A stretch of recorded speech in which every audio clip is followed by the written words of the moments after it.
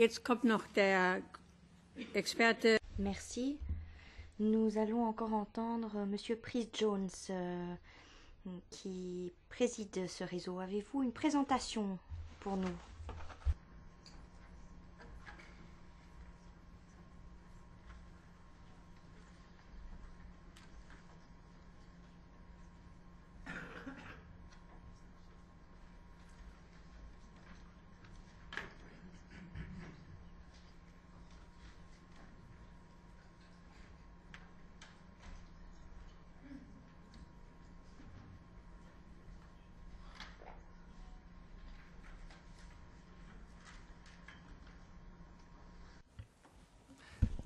Good morning. Can I start by thanking... Bonjour, permettez-moi tout d'abord de vous remercier de me donner l'occasion de m'adresser à vous ici et j'espère, Madame la Présidente, que vous trouverez ma présentation PowerPoint utile. Ces dernières semaines, j'ai passé pas mal de temps à rédiger un rapport sur les langues en danger et je souhaiterais à présent partager certaines des informations que j'ai pu glaner en les examinant avec vous, ici même. Et je souhaiterais également vous fournir quelques mots d'explication, un petit avant-goût de la situation dans laquelle nous sommes en Europe à l'heure actuelle. La situation, bien entendu, eu égard aux langues en danger. Des informations vous ont déjà été fournies par les intervenants qui m'ont précédé. Donc un grand nombre des observations que je vais vous faire, il faudra les replacer dans le contexte qu'ils vous ont présenté. Donc la distinction entre les langues minoritaires et les langues en danger est une distinction intéressante. À vrai dire, il n'y a pas de définition de ce qu'est une langue en danger ou menacée de disparition. À l'UNESCO, il y a plusieurs catégories, certes, mais dès lors qu'il s'agit de prendre une décision finale sur la définition à proprement parler d'une langue en danger, c'est beaucoup plus délicat. En ce qui concerne la définition de la situation des langues en danger à l'heure actuelle, je crois que la meilleure définition, on la trouve dans un document qu'un groupe ad hoc de l'UNESCO a rédigé. Une langue est menacée d'extinction à partir du moment où les locuteurs commencent à ne plus l'utiliser. Mais en fait, la réalité est tout autre. Des langues qui ne sont pas des langues d'État sont nombreuses à être dans cette catégorie-là. Est-ce que ces langues sont pour autant des langues en danger? La question vaut la peine d'être posée. Donc cette volonté de définir ce qu'est une langue en danger, c'est une question à laquelle il faudra continuer de travailler afin d'essayer de voir dans quelle mesure on peut effectivement aboutir à une définition qui tienne la route et ce sur le long terme. Mais peut-être est-il préférable que nous y revenions ultérieurement. En ce qui concerne l'Union européenne, le Conseil a adopté une résolution en novembre 2008 indiquant quelle est la signification de ces langues pour l'Union européenne. Un patrimoine partagé, une richesse, un enjeu, voilà un défi, peut-être un mot qui convient, et puis un atout pour l'Europe. Donc voilà, il y a un véritable engagement pris par l'Union européenne afin de défendre ce contexte. Donc toutes les observations que nous faisons, elles dérivent de ce constat que vous venez de voir. Quelle est la valeur d'une langue? C'est une autre question. Lorsqu'on examine une langue, cela vaut la peine de défendre une langue? Pourquoi ne parlerions-nous pas tous gallois? Pour moi, ce serait beaucoup plus facile si nous parlions tous gallois. Mais vous reconnaîtrez avec moi que ça n'est pas très réaliste. Alors comment gérer la situation linguistique, les langues? Du point de vue de l'innovation, de la créativité, quel est le rapport dans le contexte européen? Est-ce qu'une langue, ça peut effectivement rendre nos communautés plus vibrantes, économiquement parlant, plus novatrices également?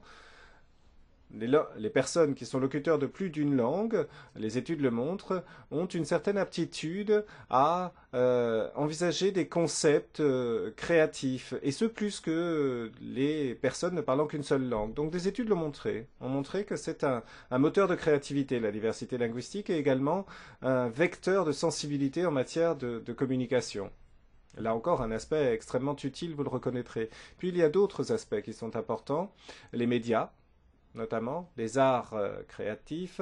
Voilà autant de domaines dans lesquels il faut une capacité de perception cognitive qui est renforcée par l'aptitude de parler plusieurs langues. L'on a entendu parler des nombreuses langues menacées. Entre 6 et 7 000 sont menacées dans le monde. Ceci étant dit, un petit rappel. N'oublions pas, en effet, que 96% des langues du monde sont parlées par 3% de la population mondiale. Voilà qui replace les choses dans leur contexte, notamment les langues minoritaires et les langues menacées de disparition, puisque la grande majorité des individus parlent des langues majoritaires. Donc voilà, tout cela replace un peu tout cela dans le contexte. En Europe, combien de langues parle-t-on en Europe?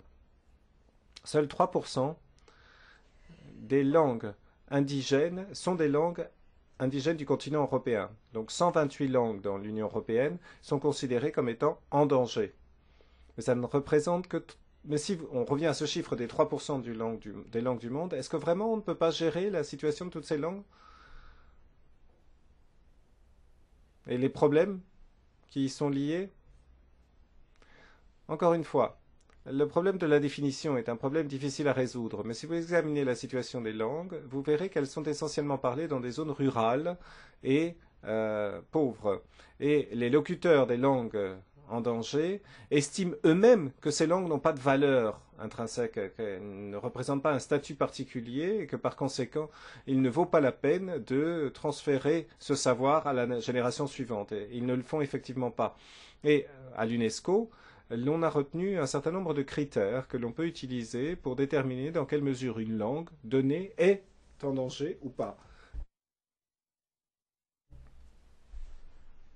Il n'y a donc pas de transmission de génération en génération. Il y a un nombre restreint de locuteurs, une zone géographique couverte par la langue qui se réduit en peau de chagrin. Voilà autant de facteurs qui permettent de définir ce qu'est une langue en danger. En Europe, vous savez bien entendu quelles sont les langues officielles, les langues de travail de l'Union européenne.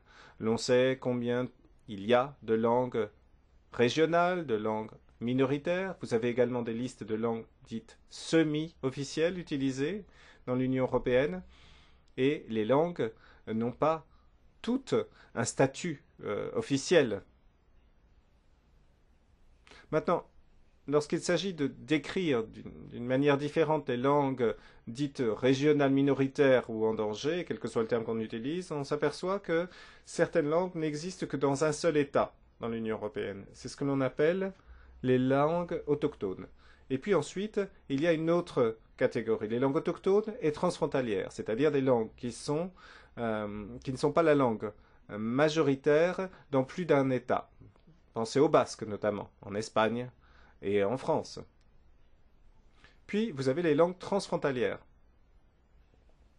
Notamment, dans l'est du continent, les langues transfrontalières sont nombreuses. Et puis, des langues qui sont dites non territoriales, le rome, par exemple.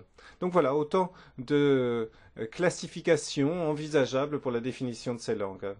On nous a parlé de la charte il y a quelques instants. Là encore, la charte permet de placer une structure, de mettre en place une structure pour l'examen des langues minoritaires ou en danger. Mais en fait, si vous regardez la charte, vous verrez que c'est essentiellement dans la première section que relèvent les langues en danger. La deuxième section, en fait, c'est le texte dans lequel les États membres indiquent de façon détaillée quelles sont les mesures de protection qu'ils ont mises en place pour les langues en question. Donc les langues, grosso modo, sont dans une catégorie qui ne bénéficie pas d'une définition des mesures adoptées pour apporter un appui aux langues.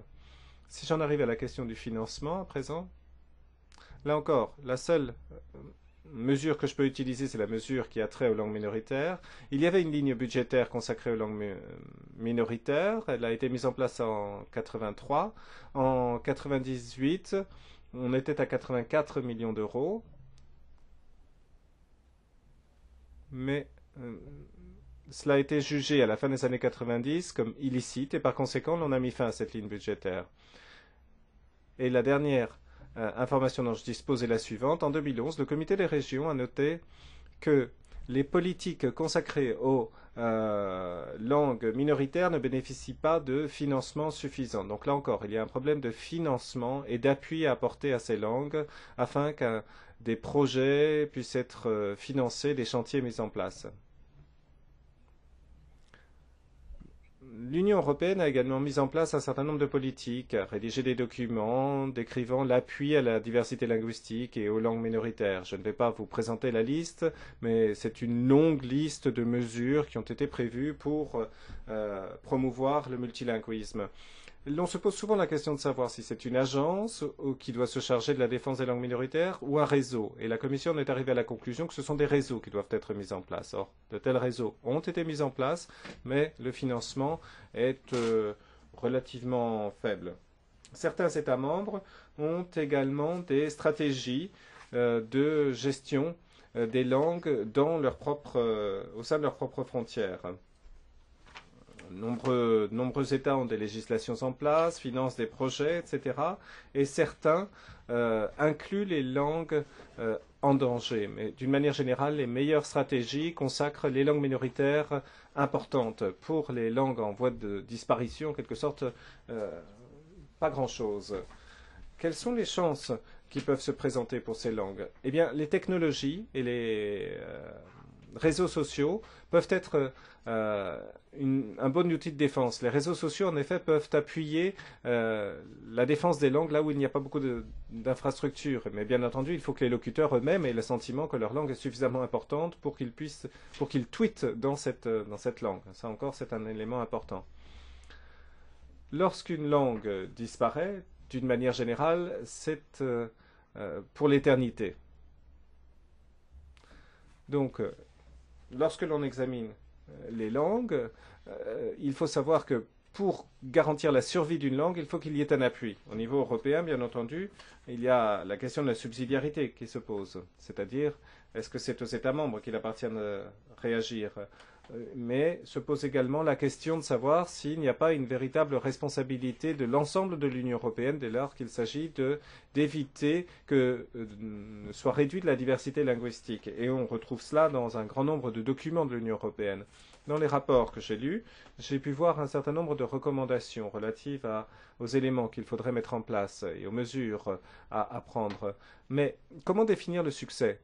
Est-ce que vous pouvez un samedi soir, amener quelqu'un qui a 20 ans à parler une langue minoritaire? Est-ce que vous pouvez y arriver? Comment vous allez y arriver? Bien entendu, il y a une responsabilité, celle des États membres. Mais je crois que si l'on examine la situation actuelle, on peut tout de même se poser la question s'il n'y a pas lieu de mener un débat au sein de l'Union européenne sur la question de savoir comment apporter un appui aux langues menacées et comment veiller à ce que la diversité linguistique de notre continent soit maintenue. Je vous remercie. Thank you very much. Merci.